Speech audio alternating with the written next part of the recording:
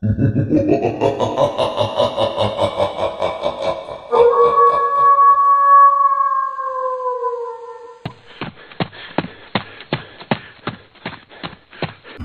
জানাচ্ছি।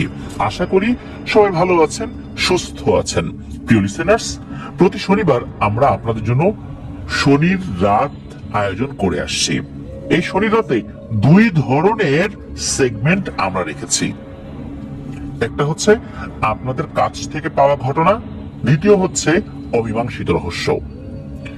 আপনাদের কাছ থেকে দারুণ দারুণ কিছু ঘটনা পেয়েছি, তাই টানা কিছু শনির রাত এপিসোডে সেই ঘটনাগুলো উপস্থাপন করছি। এই ঘটনাগুলো আপনাদের সামনে উপস্থাপন না করা পর্যন্ত আসলে শান্তি পাচ্ছিলাম না। এজন্যই মাঝখানে কিছু কিছু এপিসোডে আমরা অমীমাংসিত রহস্য আনিনি, আবার আনবো ইনশাল্লাহ। আজকের এই এপিসোডে যার ঘটনা থাকছে তাকে আপনারা সকলেই চেনেন। তিনি আপনাদের সকলের প্রিয় রবি ভাই, যার বাড়ি কুষ্টিয়া জেলার সদর উপজেলার পেয়ারাতলা নামক স্থানে।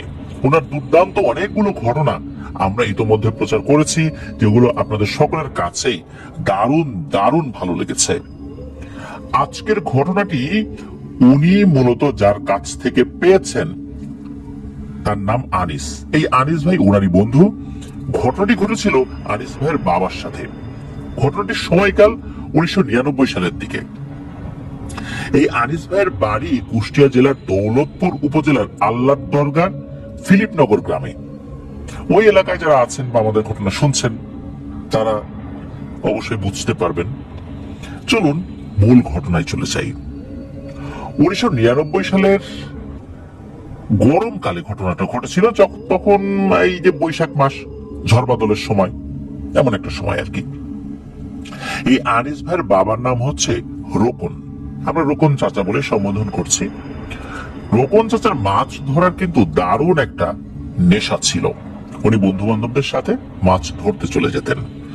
যখন ওর সাথে এই ঘটনাটা ঘটে তখন ওর বয়স 25 এরকম হবে আর কি।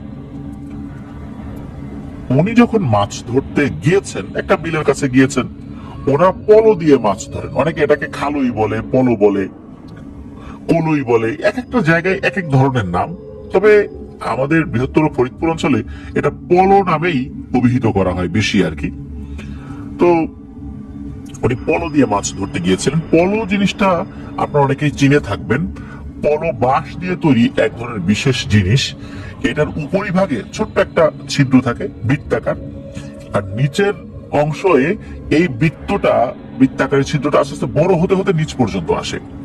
গ্রামে মাঝে মাঝে দেখা যায় এই পলোর মধ্যে হাঁস মুরগির বাচ্চা বা হাঁস মুরগি ধরে রেখে দেওয়া হয়, উপর দিয়ে খাবার দেওয়া হয়। এটা তো গেল এটার একটা কাজ। আর একটা কাজ হলো এই পলো মাছ ধরার ক্ষেত্রে ব্যবহৃত হতো। যেখানে মাছ আছে বলে মনে হয় সেখানে পলোটা ফেলা হতো। এরপর পলোর উপরের অংশ দিয়ে হাত ঢুকিয়ে ভেতরের মাছটা ধরা হতো। ধরার পর হাতটা আবার ওই উপরের অংশ দিয়ে বের করে মাছ ধরার কোন একটা পাত্রে রাখা হতো। এভাবেই পলোর দুই ধরনের ব্যবহার গ্রামের মানুষজন করে থাকে। আপনারা অনেকে সেটা দেখেছেন, আমি নিজেও দেখেছি। উনি পলো নিয়ে মাছ ধরতে গিয়েছিলেন বন্ধু বান্ধবদের সাথে। তো বিলের একটা নির্দিষ্ট জায়গায় উনি মাছ ধরছেন। সেখানে হাঁটু পানির মতো পানি ছিল, খুব যে বেশি পানি ছিল বিষয়টা এরকমও না। তো উনি ওনার মতো করে মাছ ধরছেন। ওখানে হয় কি, সবাই একসাথে মাছ ধরবেন বিষয়টা এরকম না। এক একজন এক একদিকে ছড়িয়ে ছিটিয়ে যান, পরে আবার নিজেরাই নিজেদেরকে ডাক দিয়ে একত্র হয়ে যান, এরপর বাড়ির দিকে চলে যান। এরকমই হওয়ার হামেশা হচ্ছিল। অন্যান্য দিনের মতোই প্ল্যান ছিল যে আজকেও ওইভাবে ওনারা মাছ ধরে আবার সবাইকে ডেকে একসাথে বাড়িতে যাবেন। উনি পলো দিয়ে মাছ ধরছেন, কখনো কখনো পাচ্ছেন, কখনো কখনো পাচ্ছেন না। এরকম করতে করতে অনেক সময় পার হয়ে যায়। একটা সময় উনি চারদিকে তাকিয়ে দেখেন যে আশেপাশে ওনার বন্ধুদেরকে ওভাবে দেখা যাচ্ছে না। উনি চিন্তা করলেন যে ঠিক আছে, একটু পরে ডাক দিই। হঠাৎ করে হয় কি, উনি দেখেন যে ওনার পেছন দিকে একটা কালো মেঘের মতো ভেসে আসছে। আর মেঘের মতো ওই জিনিসটা একদম যে মেঘ এটাও না, এটা অনেকটা নিচ দিয়ে আসছিল। আর এর নিচে একটা লেজের মতো, মানে সাইক্লোন যেরকম হয় না, সাইক্লোনের নিচের অংশ লেজের মতো থাকে, ওই রকম আর কি। তো ওইটা আসছে, উনি এটা দেখে বেশ অবাক হন যে হঠাৎ করে এই জিনিসটা আসছে, এটা কি? উনি দেখতে পান ওই জিনিসটা যেদিক দিয়ে আসছে ওই জায়গাতে মনে হচ্ছে বাতাস, বাতাসের শো শো শব্দ উনি পাচ্ছেন, কিন্তু ওই বাতাসটা ওনার এই পর্যন্ত আর আসছে না। মানে ওইটা যেখানে আছে ওইখানে মনে হচ্ছে ওরকমটা হচ্ছে, ওর আশেপাশে যে গাছগুলো রয়েছে একদম কাছাকাছি আর কি, সেগুলো কিছুটা নড়াচড়া করছে। আর বাতাস যে খুব ঝড়ো বাতাস বিষয়টা এরকম না, তবে বাতাসের এরকম শো শো শব্দ হচ্ছে। উনি চিন্তা করলেন যে আর দুইবার পলো ফেলি, মাছ পেলে পেলাম, না হলে যে কয়টা মাছ পেয়েছি এটা নিয়ে বাড়িতে চলে যাব। এই চিন্তা করে উনি একবার পলো ফেলেছেন। হঠাৎ করে মনে হলো ভারী কিছু ওই পলোর মধ্যে নড়াচড়া করে উঠলো। উনি চিন্তা করলেন মনে হয় বড় কোনো মাছ হবে। উনি পলোর উপরের যে অংশ মানে উপরিভাগ এটা দিয়ে হাত ঢুকিয়ে দিয়েছেন যে ভেতরে কি পড়েছে এটা দেখার জন্য বা বোঝার জন্য। উনি যখন হাতটা ঢুকিয়ে দিয়েছেন ওনার কাছে অনুভূত হয় গোলাকৃতির কিছু একটা, বলের মতো ভারী কিছু একটা। উনি চিন্তা করেন কি রে এটা কি? কখনো কখনো মসৃণ মনে হয়, কখনো কখনো কোনো অংশ লোমশ মনে হয়। উনি হাত দিয়ে কি করেছেন, ওটা তুলেছেন। ওটা তুলে আর হাতটা বের করতে পারেন নাই, কারণ জিনিসটা একটু বড়। উনি ওই পলোর মধ্যে হাতটা থাকা অবস্থাতেই দেখতে পান এটা একটা মানুষের মাথা। একদম বাচ্চা মানুষের মাথা বিষয়টা এরকমও না, আবার যে বড় মানুষের মাথা বিষয়টা এরকমও না। 10-12 বছর বয়সী বাচ্চাদের মাথা যত বড় হয় ওই রকম আর কি। মাথায় চুল রয়েছে, এই জন্যই ওইটার একটা অংশ বিশেষ কিছুটা লোমশ মনে হয়েছিল। সবচেয়ে ভয়ঙ্কর ব্যাপার হচ্ছে এই মাথাটা মনে হচ্ছে তাকিয়ে আছে আর মুখে মুচকি হাসি। তবে তার কানের অংশটা নেই, মনে হচ্ছে কানের অংশটা কোনো কিছুতে খুবলে খেয়ে ফেলেছে, অনেক সময় কাঁকড়া টাকড়া এরকম হয় না, খেয়ে ফেলে, এরকমটা হয়েছে। এই মাথাটা কিভাবে এলো? আর এটার চোখ খোলা, মুখে মৃদু হাসি, তার যে চোখের পলক পড়ছে বা সে যে হাসছে দাঁত বের করবে সেটা এরকম না, মুখমণ্ডলের ধরনটাই ওরকম ছিল। এইটা দেখার সাথে সাথে এই রোপণ চাষা মারাত্মক ভয় পান। উনি মাথাটা ওখানেই ফেলে দিয়ে দ্রুত বাড়ির দিকে হাঁটা শুরু করেন। পলোটাও যে আনবেন সেটা ওনার মাথায় ছিল না, পলোটাও ফেলে দিয়ে চলে আসেন। এরপর উনি দ্রুত বাড়ির দিকে হাঁটা শুরু করেন। ওনার বন্ধু বান্ধবদেরকে উনি ডাকছেন, কিন্তু কেউ কোনো সারা শব্দ পাচ্ছে না বা উনি কাউকে দেখতে পাচ্ছেন না। উনি যে ডাক ক্রমাগত ডেকে যাচ্ছেন, তারা যে অন্য দিক থেকে তার ডাকের উত্তর দেবে এমনটাও হচ্ছে না। কিন্তু উনি খুব দ্রুত ডাঙায় ওঠার চেষ্টা করেন এবং উঠেও যান। এরপর উনি দ্রুত বাড়ির দিকে দৌড়াতে থাকেন। দৌড়াতে দৌড়াতে হয় কি, উনি হঠাৎ করে খেয়াল করেন ওনার সামনে ওই যে কালো মেঘের মতো জিনিসটা সেটা চলে এসেছে, নিচের অংশ সাইক্লোনের মতো। আর ওই জিনিসটা যেখানে আছে ওইখানে বাতাস হচ্ছে, তবে সেটা ঝড়ো বাতাস না। সাইক্লোন হলে তো সেখানে মারাত্মক ঝড়ো বাতাস হয়। উনি যখন ডাঙাতে উঠেছিলেন উনি রাস্তায় একটা লাঠি দেখতে পেয়েছিলেন। কোন একটা গাছের ডাল হবে, লম্বালম্বি কোন একটা ডাল হবে আর কি। তো ওই ডালটা উনি হাতে নিয়েছিলেন বুদ্ধি করে, ওই ডালটা নিয়ে উনি দৌড়াচ্ছিলেন। তো সামনে যখন ওই বান কুড়ালির মতো জিনিসটা পড়ে যায়, মানে ওই সাইকেলের মতো জিনিসটা পড়ে যায়, উনি চিন্তা করছেন যে কি ব্যাপার, এইটা এখানে সামনে আসলো কেন। মুরব্বীদের কাছ থেকে শুনেছেন যে এগুলো ভালো জিনিস না, এটা সামনে চলে আসছে। উনি তো সাহসী মানুষ ছিলেন, উনি করেছেন কি, ওই লাঠিটা নিয়ে ওইটার যে লেজের অংশ সেখানে সপাং সপাং করে আঘাত করা শুরু করেছেন। আর যখনই আঘাত করছেন ভিতর থেকে বিভিন্ন আওয়াজে, মানে মনে হচ্ছে ওর ভিতরে অনেক মানুষ রয়েছে, মহিলা মানুষ, বাচ্চা, পুরুষ মানুষ, তারা বলছে ইরে মারিস না, মারিস না, মারিস না, আর মারিস না, আমরা চলে যাচ্ছি, মারিস না, কি অপরাধ করছি, মারিস না। তো এটা বলতে বলতে হয় কি, হঠাৎ করে ওই জিনিসটা পেছন দিকে সরে যেতে থাকে। এরপরে চি চি এক ধরনের শব্দ হতে থাকে। এটা হতে হতেই ওই জিনিসটা একদমই মিলিয়ে যায়, একদম ভ্যানিশ। এরপর উনি কি করেন, বাড়ির দিকে আগাতে থাকেন। মিনিট খানেক হাঁটার পর হঠাৎ করে ওনার মনে হলো উনি মনে হচ্ছে শূন্যে ভেসে যাচ্ছেন, আর ওনার দুই হাতের বাহুতে চাপ অনুভব করছেন। উনি মাথাটা উপরের দিক দিয়ে দেখার চেষ্টা করেন যে আসলে কি। যখনই উপর দিকে তাকিয়েছেন কিছুটা, উনি দেখেন ভয়ঙ্কর আকৃতির একটা মানুষের মতো অবয়ব দেখা যাচ্ছে, যেটার মাথা অনেক বড়। চেহারা যে অনেক ভয়ঙ্কর বিষয়টা এরকমও না, তবে মাথাটা অনেক বড়, আর এটার দুটো ডানা রয়েছে, ডানা দুটো ঝাপটাচ্ছে, আর ওইটার দুটো হাত তার বাহুতে চেপে ধরে শূন্যে ভাসিয়ে নিয়ে যাচ্ছে। মাটি থেকে 5-7 হাত উপরে আছে তখন। উনি এটা দেখে মারাত্মক ভয় পান, আর তখন উনি সূরা ইয়াসিন পড়া শুরু করেন। মানে সূরা ইয়াসিনের বেশ কিছু আয়াত মুখস্থ ছিল। যখনই সূরা ইয়াসিন উনি পড়া শুরু করেছেন, তখনই ওই জিনিসটা এই রোকন চাচাকে ছেড়ে দেয়। উনি ওই 5-7 হাত উপর থেকেই নিচে পড়েন। তবে উনি যেখানে পড়েন ওই সাইডটাতে নদী ছিল, নদীর এক পাশে পড়েছেন আর কি, আর ওইখানে বড় একটা বট গাছও ছিল। এরপর ওনার কিছু মনে নাই, উনি অজ্ঞান হয়ে গিয়েছেন। তো উনি যখন নিজেকে আবিষ্কার করেন নিজের বাড়িতে, তখন দেখতে পান ওনার বন্ধু বান্ধব আছে, ওনার পরিবারের সদস্যরাও রয়েছে। সবাই যখন তাকে জিজ্ঞেস করে, এই গত রাত্রে কি হয়েছিল, তুই বট গাছের কাছে গেলি কিভাবে, আর বট গাছের শেকড়ের ভিতরে গেলি কিভাবে, তখন উনি সব বিষয়টা খুলে বলেন যে কি হয়েছিল। উনি তো উপর থেকে পড়ার পর আর কিছু তো মনে করতে পারেন নাই। তখন পরিবারের সদস্যরা এবং বন্ধু বান্ধবরা বলেন যে রাতের বেলা হঠাৎ করে তাকে তারা খুঁজে পায় না, ডাকাডাকি করার পরে পাওয়া যায় না, তারা মনে করছে সে চলে গেছে। এই জন্য তারা বাড়িতে চলে আসে যে যার মতো।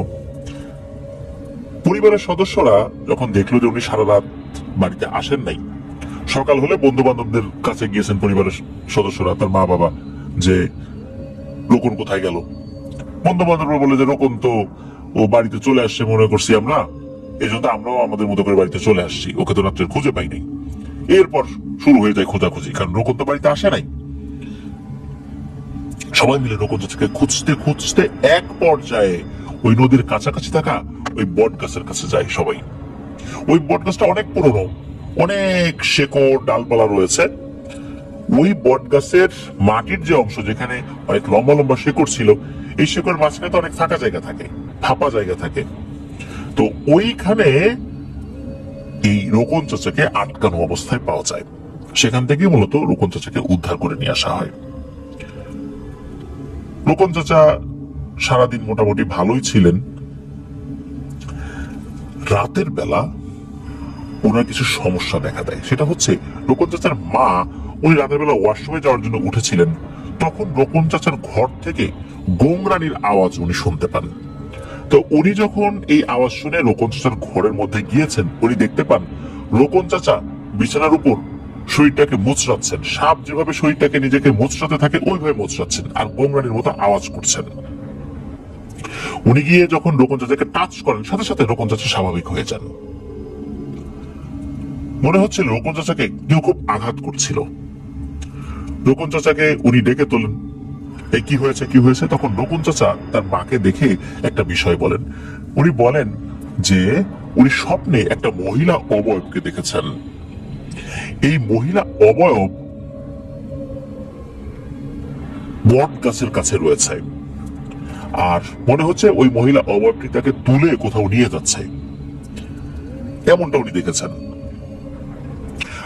রোকন চাচার মা উনি চিন্তা করেন যে বিষয়টা স্বাভাবিক না, কারণ রোকন চাচার সাথে তো একটা ঘটনা ঘটেছে, আবার এরকম একটা স্বপ্ন দেখেছে। তারপর উনি নিজের চোখে যেটা দেখলেন, দ্রুত তাকে চিকিৎসা করাতে হবে, না হলে বিপদ হবে।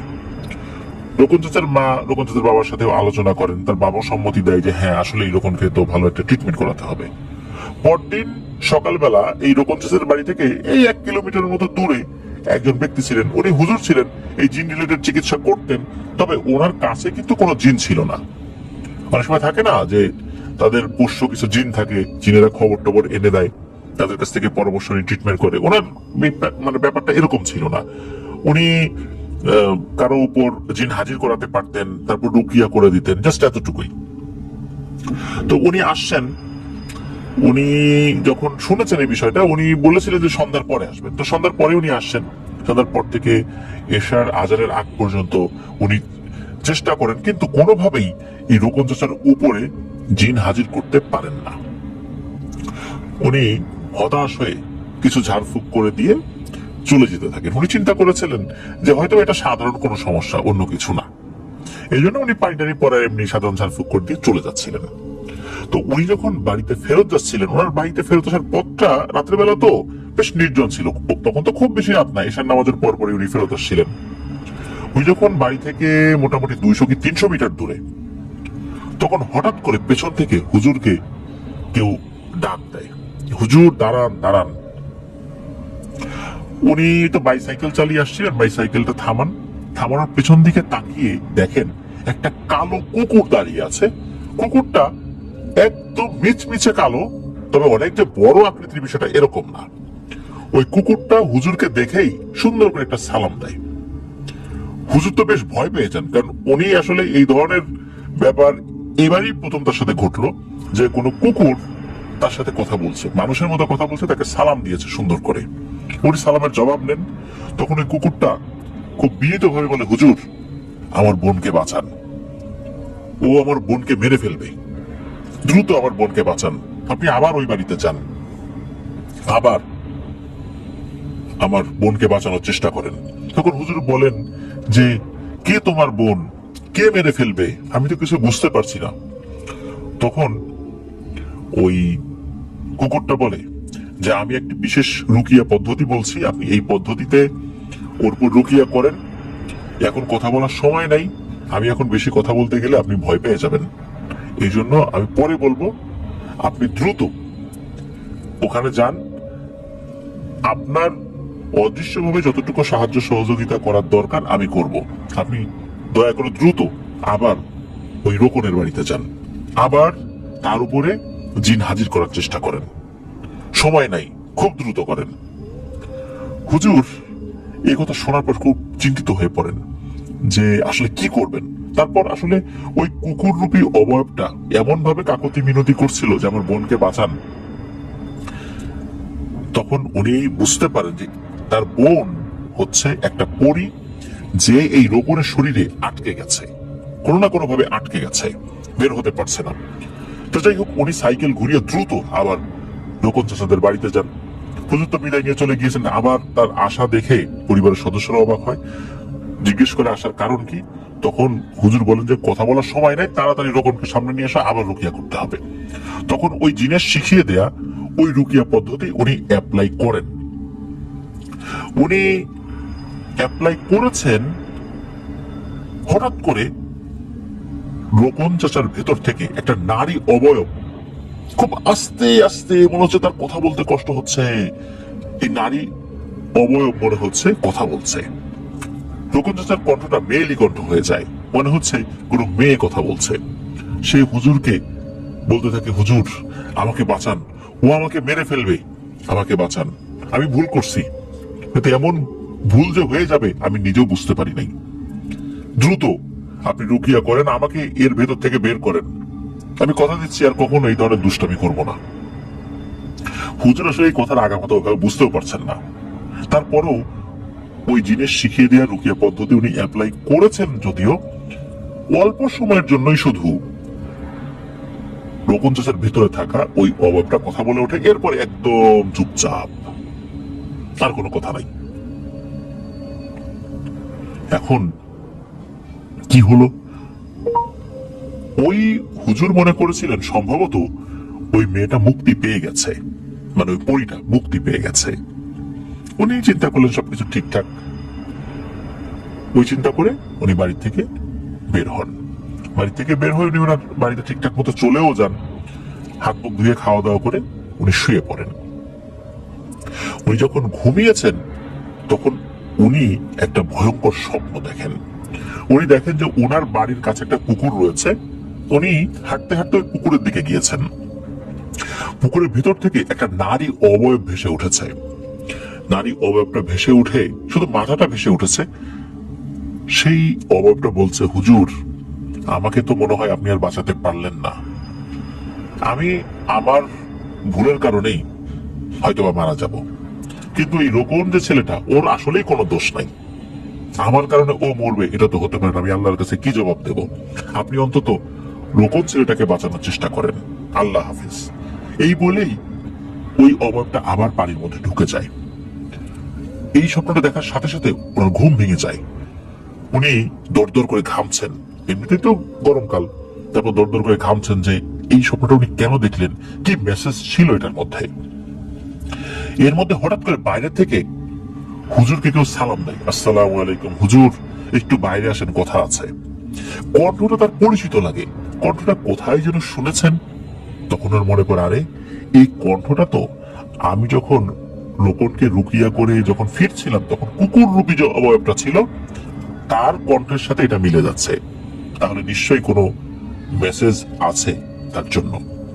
হুজুর দ্রুত ঘর থেকে বের হন, তবে এবার আর কুকুর রূপে সেই অবয়বটাকে দেখছেন না, দেখছে একটা বড় আকৃতির সাদা বিড়াল রূপে। ওই বিড়ালটি হুজুরের সাথে মানুষের মতো করে কথা বলছে। তখন ওই বিড়াল রূপী অবয়বটা খুব কান্নাকাটি করতে থাকে আর বলে যে, হুজুর আপনি কি স্বপ্ন দেখেছেন সেটা আমি জানি, আমার বোন এখন আর পৃথিবীতে নাই, তাকে হত্যা করা হয়েছে, ও আমার বোনকে হত্যা করেছে। তখন হুজুর বলে যে, আমাকে বারবার তোমরা বলছো ও হত্যা করছে, এই ওটা কি, আর এই ও কেন বা তোমার বোনকে হত্যা করলো, আর কেনই বা রোকনকে হত্যা করবে। তখন ওই বিড়াল রূপী অবয়বটা বলে, আসলে আমার বোন তার এক বান্ধবীর বিয়েতে গিয়েছিল, তো বিয়ে থেকে যখন ফেরত আসছিল হঠাৎ করে তার মাথায় একটা দুষ্টু বুদ্ধি চাপে, সে দেখে যে রোকন একা একা মাছ ধরছে। আমার এই বোনটা ছোটবেলা থেকে একটু দুষ্টু, আর সে এমনিতেও ছোটই।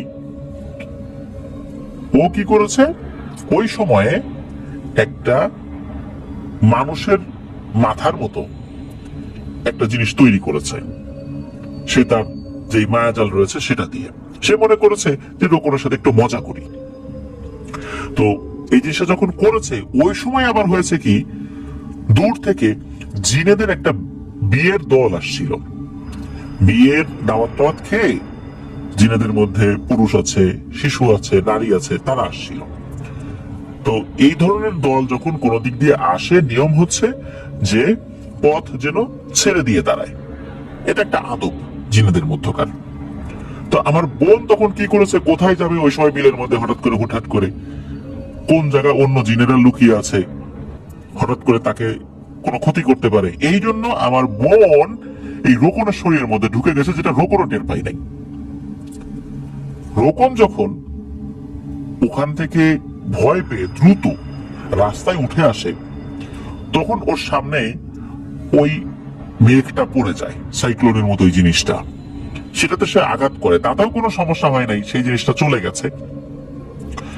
কিন্তু ওই সময় একটা সমস্যা হয়, সেটা হচ্ছে এই নদীর পাড়ে একটা বট গাছ রয়েছে, ওই বট গাছে বহু বছর আগে থেকে খুব ভয়ঙ্কর একটা সাধক জিন বসবাস করে। সে এমনিতে মানুষের উপর আসর করে না, কিন্তু সে সাধনা করে। সে হঠাৎ করে দেখতে পায় যে রোকনের মধ্যে একটা পরী বসে আছে। রোকন যে সেখানে আছে এটা নিয়ে তার কোনো মাথা ব্যথা ছিল না, কারণ রাতের বেলা এই এলাকার হর হামেশাই ছেলে পেলে দিকে চলাফেরা করে, সে কখনো কাউকে ভয়ও দেখায় না, এটা তার কাজ না, এটাকে সে খুবই তুচ্ছ তাচ্ছিল্য কাজ মনে করে। কিন্তু সে যখনই দেখেছে রোকনের মধ্যে আমার বোন বসে আছে, তখনই সে চিন্তা করেছে যে রোকনের ভেতরে থাকা এই মেয়ে পরীটাকে সে হত্যা করবে।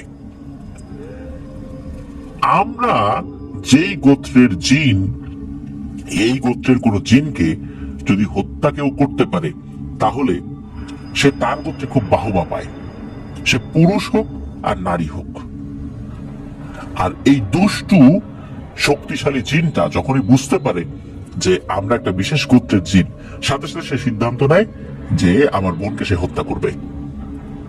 আর এই জন্যই শুরুতে রোকনকে সে তুলে নিয়ে যাচ্ছিল, ওই সময় সে সূরা ইয়াসিন পড়ার কারণে তাকে ফেলে দেয়, কিন্তু সে রোকনের পিছু লেগেই আছে। এরপর আপনি যখন প্রথমে রুকিয়া করেছেন, জিন তার জাদু শক্তির বলে সেই রুকিয়াটা রোকনের উপর কাজ করতে দেয় নাই, এই জন্য আপনি ব্যর্থ হয়ে চলে যাচ্ছিলেন। তখন আমি আপনাকে রাস্তায় আবার ফেরত আসতে বলি এবং একটা পদ্ধতি শিখিয়ে দিই। দ্বিতীয় পদ্ধতিতে আমার বোন সামান্য সময়ের জন্য কথা বলতে সক্ষম হলেও আবারও ওই জিনটা এমন একটা পদ্ধতি অবলম্বন করে যার ফলে কোনোভাবেই আমার বোন আর কথা বলতে পারেনি।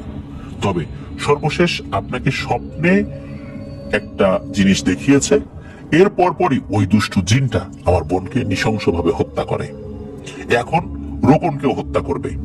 কারণ দ্বিতীয়বার যখন রুকিয়া করা হয়েছে তখন রোকনের উপরও সে ক্ষিপ্ত হয়েছে, রোকনকে সে হত্যা করবে এটা বলেছে।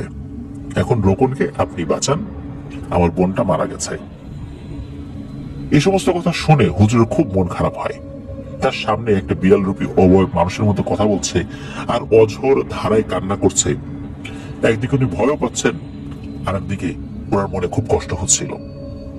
উনি সাথে সাথে সিদ্ধান্ত নেন যে উনি দ্রুত রোকনকে ট্রিটমেন্ট করতে যাবেন। তবে ওই রাত্রে যাওয়ার আর কোনো উপায় ছিল না। ওই রাত্রে গেলে ওই দুষ্ট জিনটা তার উপর আক্রমণ করার একটা সম্ভাবনা ছিল। তো বিড়াল রূপী ওই অবয়বটা, সেও একটা নারী জিন, সেও পরী। সে হচ্ছে বড় বোন, আর তার ওই বোনটা হচ্ছে ছোট বোন, যে রোকনের শরীরে আটকে গিয়েছিল। ওই দুষ্ট জিনটা এমন একটা পদ্ধতি অবলম্বন করেছিল, কোনোভাবেই ওই পরীটা রোকনের শরীর থেকে আর বের হতে পারছিল না। তাকে আটক করে ফেলেছিল ওই দুষ্ট জিনটা। রুকিয়া করেও তাকে বের করতে পারেনি। হুজুর পরের দিন রোকনের ট্রিটমেন্ট শুরু করেন। ট্রিটমেন্ট কোন পদ্ধতিতে করা হবে সেটাও ওই বিড়াল রূপে আসা ওই পরীটা বলে দিয়েছিলেন। ওই বিড়াল রূপী ওই পরীটা নাকি তার সম্প্রদায়ের কাছ থেকে একটা তথ্য জেনে এসেছিলেন। সেটা হচ্ছে, এই যে দুষ্ট শক্তিশালী জিনটা, তাকে সাধারণ কোনো পদ্ধতিতে বন্দী করা সম্ভব নয়। সাধারণ কোনো কাচের বোতলে বা অন্য কোনো প্লাস্টিকের বোতলেও বন্দী করা সম্ভব নয়। একে নাকি একটা বিশেষ ঘাস দিয়ে, যে ঘাসগুলো একটু লম্বা হয়, এই ঘাস দিয়ে একটা বলের মতো তৈরি করতে হবে পেঁচিয়ে পেঁচিয়ে। এরপর মখমলের কাপড় দিয়ে সেটাকে ঢেকে দিতে হবে। ওইটার মধ্যে ওই জিনটাকেই শুধু আটক করা যাবে, এছাড়া অন্য কোনোভাবে আটক করলে সে আসলে তার মধ্যে ঢুকবেই না। অন্য কোনো কিছু তাকে আটক করা যাবেই না। আর তাকে আটক করার পর ওই জিনিসটা মাটিতে সাথে সাথে দাফন করে ফেলতে হবে। হুজুর ওই জিনিস শিখিয়ে দেওয়া রুকিয়া পদ্ধতি অবলম্বন করেন এবং সেই অনুযায়ী রোকনের শরীর থেকে ওই দুষ্ট জিনের প্রভাবটাও কাটিয়ে দেন আর ওই জিনটাকেও বন্দী করতে সক্ষম হন। তবে ইতোমধ্যেই রোকনের একটা বড় ধরনের ক্ষতি হয়ে যায়। এই রোকন চাচা উনি মানসিকভাবে খুব অস্থির হয়ে যান, অনেকটা পাগলের মতো। বেশ কিছুদিন পাগলই ছিলেন বলতে হবে। এরপর দীর্ঘ চিকিৎসায় আল্লাহর রহমতে উনি ভালো হয়েছিলেন। তবে কিছুটা সমস্যা ওনার রয়েই যায়। কখনো কখনো সেই সমস্যাটা বাড়ে, কখনো কখনো একদম স্বাভাবিক হয়ে যান, কখনো কখনো কিছুটা সমস্যা দেখা দেয়। মানে খুব বাড়তিও না, একদম কমও না। এভাবেই ওনার জীবন চলছে। উনি এখনো বেঁচে আছেন, এখনো মাঝে মাঝে ওনার কিছুটা সমস্যা দেখা দেয়। তবে ওই যে যেই পরীটা পরবর্তীতে এসে রুকিয়ার পদ্ধতি জানিয়ে দিয়েছিলেন, ওই পরীটার সাথে নাকি আর পরবর্তীতে কখনোই হুজুরের সাক্ষাৎ হয়নি। প্রিয় লিসেনার্স, দেখুন কতই না বিচিত্র সবকিছু। একটা অল্প বয়স্কা পরী, সে দুষ্টমি করে কি একটা বিপদীরা তার জন্য ডেকে এনেছিল। সে রোকন চাচার শরীরে ঢোকার পর ওই দুষ্ট জিনটা এমন একটা পদ্ধতি অবলম্বন করেছে, সে কোনোভাবেই রোকন চাচার শরীর থেকে আর বের হতে পারেনি। আর তাকে বিনা অপরাধে শুধু বাহবা পাওয়ার জন্য, নিজের শক্তি বৃদ্ধি করার জন্য তাকে হত্যা করে। জিনদের মধ্যেও নাকি এই ধরনের পদ্ধতি প্রচলিত আছে। জিনেরা শুধু যে মানুষকে হত্যা করবে সেটা এরকম না, জিনেরা জিনদেরকেও তাদের শিকার বানায় নিজেদের শক্তি বৃদ্ধির জন্য। এমনই হয়েছিল, বিনা অপরাধে ওই পরীটি মারা যায়। তাকে আসলে বাঁচানো সম্ভব হয়নি। এদিকে বিনা অপরাধেই রোকন চাচাও মানসিকভাবে ভারসাম্যহীন হয়ে পড়েন। রোকন চাচার জন্য আমরা দোয়া করি, আল্লাহ তাআলা ওনাকে যেন পরিপূর্ণ সুস্থতা দান করেন। প্রিয় লিসেনার্স, আজকের এপিসোড এ পর্যন্তই। আশা করছি ঘটনাটি আপনাদের ভয়ের শিহরণ জাগানিয়া বলে মনে হয়েছে। ধন্যবাদ জানাচ্ছি রবি ভাইকে, চমৎকার একটি ঘটনা আপনাদের ওয়ার্ল্ডের লিসেনারদের জন্য পাঠিয়েছেন। এই জন্য যারা ধৈর্য ধরে এপিসোডটি শুনলেন তাদেরকে ধন্যবাদ জানাচ্ছি। প্রিয় লিসেনার্স, আপনারা যদি ঘটনা পাঠাতে চান তাহলে অবশ্যই লিখে বা রেকর্ড করে ঘটনা পাঠাতে পারবেন। আর ঘটনা পাঠানোর একমাত্র মাধ্যম হচ্ছে ইমেইল। ইমেল করে আপনার ঘটনা পাঠাতে পারবেন। আমাদের ইমেল অ্যাড্রেসটা হচ্ছে afnanthorwalbd@gmail.com। স্পেলিংটা বলে দিচ্ছি, AFNANTHEHORRORWORLDBD afnanthorwalbd@gmail.com। আমাদের ভিডিও ডিসক্রিপশনেও আমাদের ইমেল অ্যাড্রেসটা দেওয়া রয়েছে, সেখানে গিয়ে স্পেলিংটা চেক করে দিতে পারবেন। প্রিয় লিসেনার্স, ঘটনাটি কেমন লাগলো তা আমাদের এই ভিডিওর কমেন্ট সেকশনে জানাতে পারেন। এছাড়া আমাদের ফেসবুক পেজ এবং গ্রুপ রয়েছে আপনাদের ওয়ার্ল্ড নামে, এই দুটো লিঙ্কও আমরা আমাদের ভিডিও ডিসক্রিপশনে দিয়ে রেখেছি। প্রিয় লিসেনার্স, রকমারিতে আমাদের ইয়াসার বইটি পাওয়া যাচ্ছে। কষ্ট করে রকমারিতে সার্চ দিতে হবে না, শুধু কষ্ট করে এই ভিডিও ডিসক্রিপশনে যেতে হবে, সেখানে রকমারির সেই অর্ডার লিঙ্কটা দেওয়া রয়েছে, সেখানে ক্লিক করলেই ইয়াসের বইটি আপনাদের সামনে দেখতে পাবেন। আর অর্ডার করলে কয়েকদিনের মধ্যেই বইটি আপনাদের বাড়িতে পৌঁছে যাবে ইনশাল্লাহ।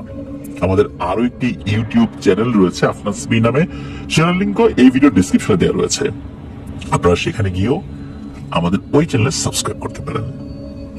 বিদায় নিচ্ছি। আসছে সোমবার হরর নাইট এপিসোডের নতুন আরো ঘটনা নিয়ে হাজির হচ্ছি। সে পর্যন্ত আমাদের জন্য দোয়া করবেন, যেন আমরা সুস্থ শরীরে ভালোভাবে এপিসোড গুলো আপনাদের সামনে উপস্থাপন করতে পারি। আমার জন্য দোয়া করবেন, আমার পরিবারের জন্য দোয়া করবেন, আপনাদের জন্য দোয়া রইল, আপনাদের পরিবারের প্রত্যেকের জন্য দোয়া রইল। মহান আল্লাহ সুবহানাহু ওয়া তাআলা আমাদেরকে ভালো রাখুন, সুস্থ রাখুন, নিরাপদে রাখুন, আপনাদের ওয়ার্ল্ডের সাথে রাখুন। আসসালামু আলাইকুম। প্রিয় লিসেনার্স, আসসালামু আলাইকুম।